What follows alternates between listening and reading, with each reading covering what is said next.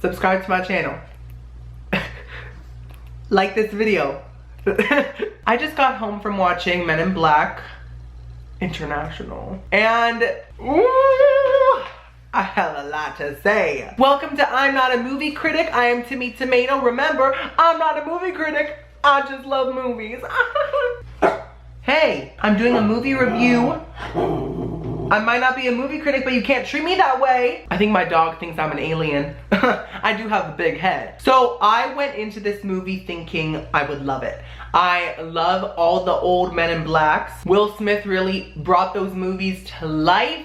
The Cockroach Man will forever live in my nightmares. They were great, so I thought I would love this one. Also because I love Chris Hemsworth, Tessa Thompson. I'm a big Marvel fan, so I'm very into most of the stuff they have done, and I just don't have a lot of good things to say about this movie, and that's so sad. By the way, this is a spoiler-free review, so you can all watch it even if you have not seen the movie. So the plot is basically about Tessa Thompson. As a young girl, she saw her parents memory wiped by the Men in Black, but she saw it all happen and they did not memory wipe her. So she spent her whole life searching for the Men in Black, and her dream was to become one. So she finds them, as you have seen in the trailer. She's like, I found you.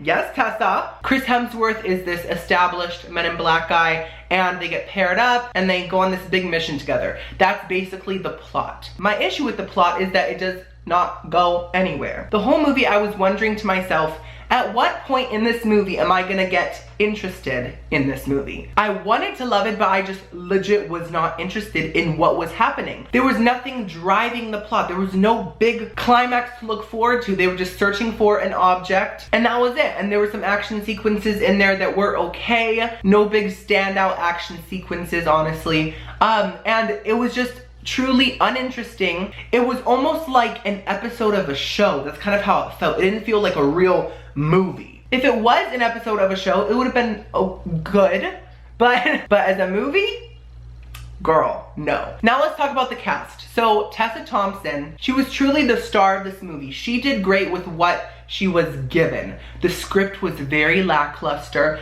Almost every joke fell flat besides the little acorn guy's jokes. Is he an acorn? What is he? I don't know, but his jokes were funny. Everyone else's fell flat, but I don't think it was the actor's fault. Tessa Thompson was super likable. She said the jokes as well as they could have been said. They just weren't very good jokes in my opinion. They just weren't that funny. But Tessa was so likable, so relatable, but also still really badass. She blended all of that together so well, and I think that she has a huge future ahead of her. I just think that she could be a huge star. So go Tessa Thompson, we stan. And also her and Brie Larson are like wives, so we stan that too. Okay, now Chris Hemsworth, I felt like he did great also with what he was given. Recently in his movies, he has this whole kind of like a dumb blonde act, which I think is really funny. It's like his like thing.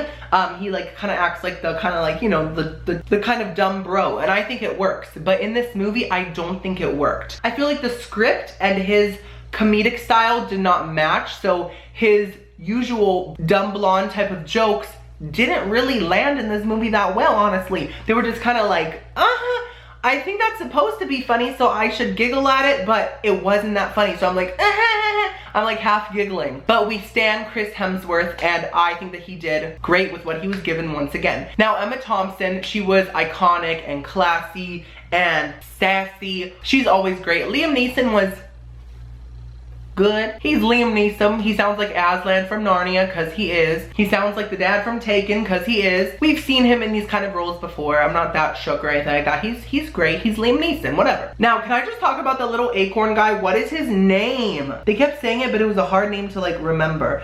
Oh my gosh. Okay, it's Pawnee. Yes, Pawnee. It was played by that guy, Kumail Nanjiani. I'm so sorry if I mispronounced that. Pawnee was honestly the only funny character in this movie. The rest of the characters were super dull, but Pawnee snatched. Pawnee had some really funny jokes, especially about his queen, and without him the movie would have been worse than it already is. So I think that Pawnee added a little something something that was definitely needed.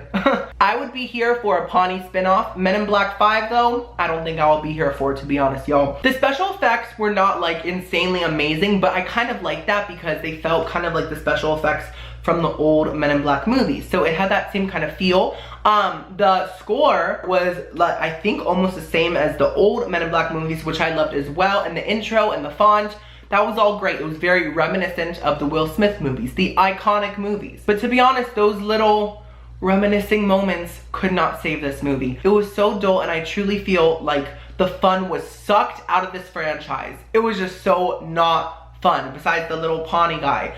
He was fun. Nothing else was fun. So I really wanted to love this movie. I was so excited for it, but I think I'm gonna have to give it 4 Pawnees out of 10. Without Tessa Thompson and Pawnee, it would have been a 1. I'm sorry that I'm being brutally honest, but I have to let y'all know my honest opinion, you know? So yeah, I love spin-offs, I love remakes, I love sequels, I love all that stuff, but only if it doesn't feel like a cash grab. I have to feel like there's more story to tell, like it's worth it, and this did not feel worth it. So yeah, subscribe to I'm Not a Movie Critic with Kimmy Tomato.